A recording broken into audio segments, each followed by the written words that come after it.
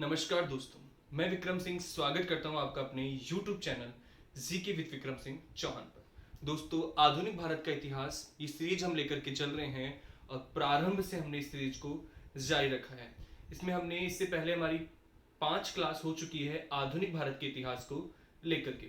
आज ही हमारा छठा वीडियो या छठवीं क्लास है जिसमें हम चर्चा करेंगे कर्नाटक युद्ध की। जी हाँ, पीछे की क्लासों में हमने देखा था आधुनिक भारत के इतिहास का एक परिचय, यूरोपीय कंपनियों का आगमन और 4 कंपनियों को हमने यूरोप से बुलाया था, जिसमें पहले पुर्तगाली थे, उसके बाद डच थे, उसके बाद फ्रांसीसी थे, उसके बाद अंग्रेज और अंग्रेजों के बाद में फ्रांसीसी।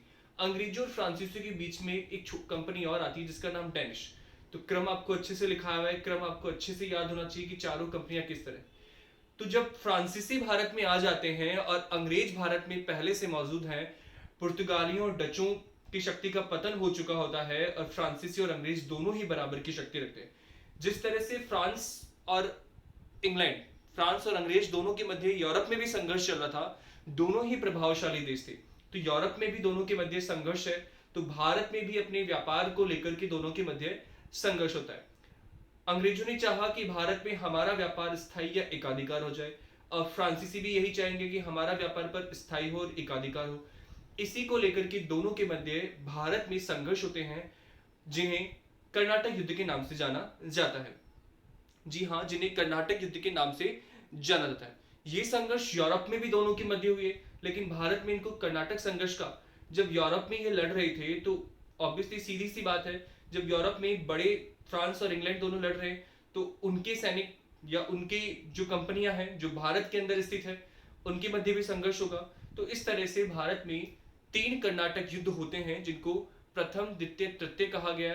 और इन कर्नाटक युद्धों में अंतिम रूप से विजय जिसको मिलती है वो अंग्रेज होते हैं। और इन्हीं कर्नाटक युद्ध के बाद में फैसला हो जाता है कि भारत में व्यापारिक अधिकार किसे प्राप्त होंगे, और व्यापारिक अधिकार के साथ साथ अंग्रेजों ने धीरे धीरे भारत में राजनीतिक अधिकार प्राप्त किए, और फिर हमें लड़ना पड़ा अंग्रेजों से कांग्रेस की स्थापना और संघर्ष। अगर इन कर्नाटक युद्ध में फ्रांसीसी जीत जाते तो हमारा संघर्ष फ्रांसीसियों से होता, हमारी आजादी की जो लड़ाई होती फ्रांसीसियों से होती। लेकिन अंग्रेज जीते तो संघर्ष भी किससे? अंग्रेज से। तो हम तीनों कर्नाटक युद्धों को देखते हैं। आइए देखें। आंग्ल फ्रांसीसी संघर्ष, ठीक है, आंग्ल फ्रांसीसी संघर्ष, और भारत में इन्हें नाम दिया गया कर्नाटक युद्ध। प्रथम कर्नाटक, हम शॉर्ट में बात करेंगे, उन फैक्ट्स की बात करेंगे जिनको लेकर के प्रश्न आता है। जैसे प्रथम कर्नाटक युद्ध का समय क्या है, प्रथम कर्नाटक युद्ध के समय फ्रांसीसी गवर्नर कौन था, किस संधि के साथ समाप्त हुआ, कौन इसमें विजय हुआ। बाकी इसमें कॉन्सेप्ट बहुत है, अगर हम कॉन्सेप्ट की चर्चा करेंगे तो आप उलझ जाओगे, समझ नहीं पाओगे। तो महत्वपूर्ण फैक्ट्स और पॉइंट्स पर बात करते हैं। प्रथम कर्नाटक युद्ध, प्रथम कर्नाटक युद्ध का समय है 1746 से लेकर के 1748, 1746 से लेकर के 1748 तक यह युद्ध हुआ। इस युद्ध का कारण क्या था? इस युद्ध का कारण यह था कि ऑस्ट्रिया देश है जो यूरोप में है, तो ऑस्ट्रिया में उत्तराधिकार को लेकर के इंग्लैंड और फ्रांस के मध्य संघर्ष हो गया। ठीक है, यूरोप में संघर्ष हुआ था इंग्लैंड और फ्रांस के मध्य, किसके उत्तराधिकार को लेकर के? ऑस्ट्रिया के उत्तराधिकार। यहां इंग्लैंड और फ्रांस दोनों के मध्य ऑस्ट्रिया के उत्तराधिकार को लेकर संघर्ष हुआ। इंग्लैंड ने अपने चाहने वाले को शासक बनाना चाहा, फ्रांस ने किसी और का पक्ष लिया, और इसी को लेकर के दोनों के मध्य संघर्ष यूरोप में हो गया। और इसी यूरोपीय संघर्ष का प्रसार या विस्तार था भारत में प्रथम कर्नाटक की युद्ध का। इस कर्नाटक युद्ध में फ्रांसीसी गवर्नर डुप्ले था। इस प्रथम कर्नाटक युद्ध में अंग्रेजों के बजाय फ्रांसीसियों की विजय होती है, जिसकी वजह से डुप्ले की महत्वाकांक्षा बढ़ जाती है। ठीक है, फ्रांसीसियों की तो महत्वाकांक्षा बढ़ती है, साथ ही डुप्ले की भी महत्वाकांक्षा बढ़ जाती है। तो पहले युद्ध में जो विजय हुआ प्रथम कर्नाटक युद्ध में, तो वो फ्रांसीसी थे, और यह युद्ध समाप्त हो गया 1748 में एक्सला-सेपल की संधि के साथ। तो एक्सला-सेपल की संधि के साथ या एक्सला-सेपल की संधि के बाद यह युद्ध वहां पर भी समाप्त हुआ और भारत में भी समाप्त हो गया। इंपॉर्टेंट पॉइंट्स कौन से? कर्नाटक युद्ध 1746 से 1748। पहला कारण, ऑस्ट्रिया के उत्तराधिकार को लेकर के इंग्लैंड और फ्रांस के मध्य यूरोप में संघर्ष, जिसी का यह प्रयास विस्तार था। फ्रांसीसी गवर्नर डुप्ले था, डुप्ले के नेतृत्व में फ्रांसीसियों की विजय हुई भारत में, इसलिए डुप्ले की महत्वाकांक्षा बढ़ी और एक्सला-सेपल की संधि के साथ में युद्ध क्या हो गया, समाप्त। ये युद्ध समाप्त हुआ, लेकिन कुछ समय के लिए ये युद्ध पुनः हुआ और अब की बार युद्ध का नाम है द्वितीय कर्नाटक युद्ध। यह युद्ध भारत में कर्नाटक क्षेत्र में लड़े गए, इसलिए इन्हें कर्नाटक युद्ध के नाम से जाना जाता है। समय है 1749 से लेकर के 1756। 1749 से लेकर के 1756। ठीक है, कारण क्या था? हैदराबाद और कर्नाटक, भारत में दो रियासतें, आप देखें छोटा सा मैप,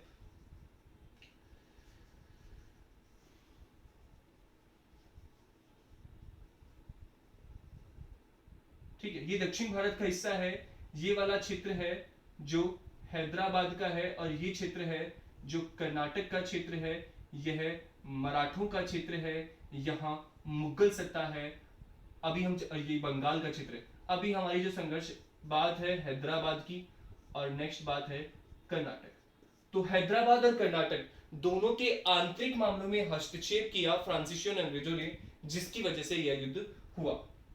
ठीक है, तो आप याद रखेंगे द्वितीय कर्नाटक युद्ध का कारण है हैदराबाद और कर्नाटक में आंतरिक मामलों में हस्तक्षेप।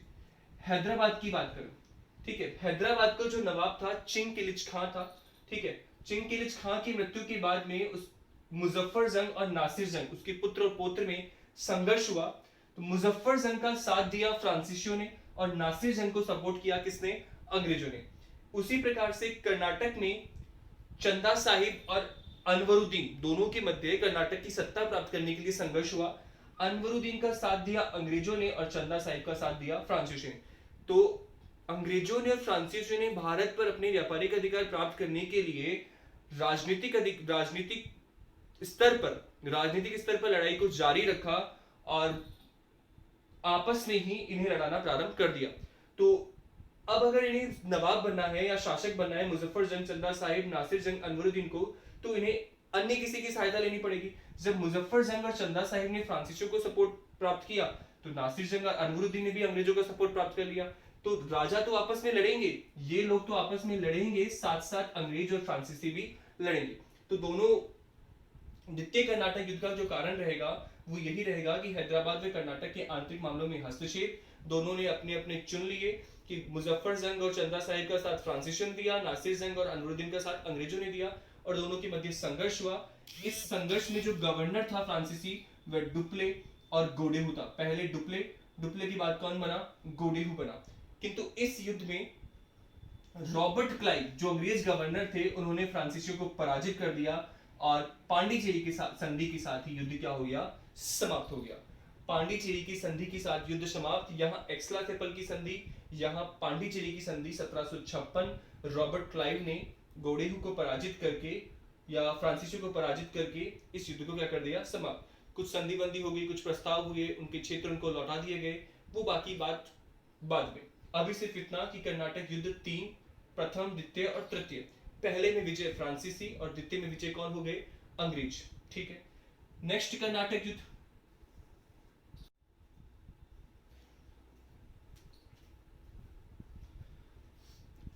तृतीय कर्नाटक युद्ध 1758 से लेकर के 1763 के मध्य।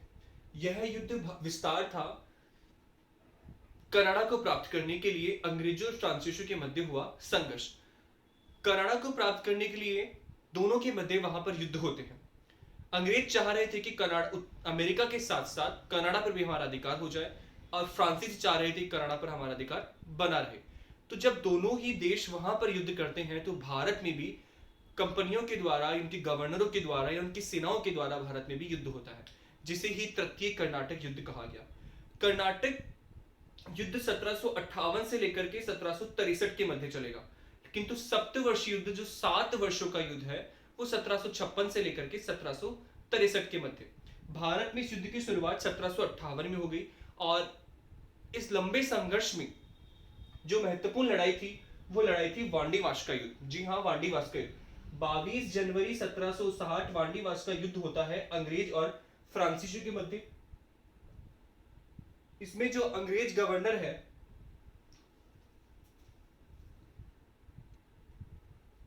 ठीक है, जो अंग्रेज सेनापति था, उसका नाम था आयरकुट।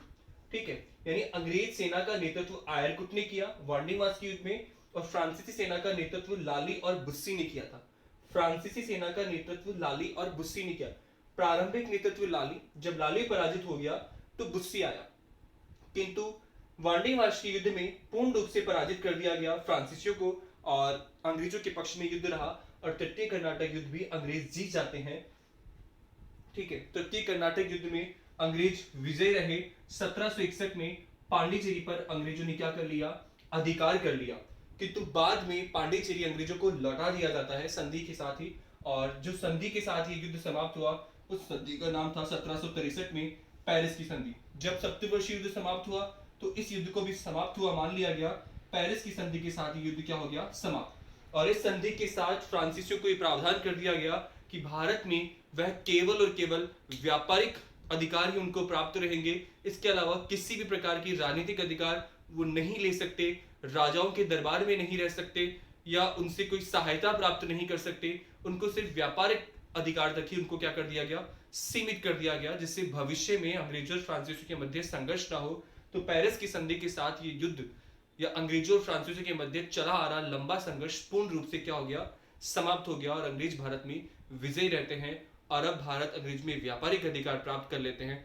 और जब उनको चुनौती देने के लिए भारत में कोई दूसरी बड़ी शक्ति यानी व्यापारिक कंपनी नहीं होती है तो वो धीरे धीरे भारत में राजनीतिक अधिकार करने का भी प्रयास करेंगे। अब वो राजनीतिक अधिकार कैसे प्राप्त करेंगे, क्या उनकी नीतियां रहेगी, कैसे उनको सत्ता प्राप्त रहेगी, भारत में तत्कालीन स्थिति क्या रहेगी उस समय, उसकी बात करेंगे हम आगे की क्लास में। धन्यवाद। अगर आपको वीडियो पसंद आया तो इसे लाइक कीजिए, शेयर कीजिए, कमेंट कीजिए। धन्यवाद।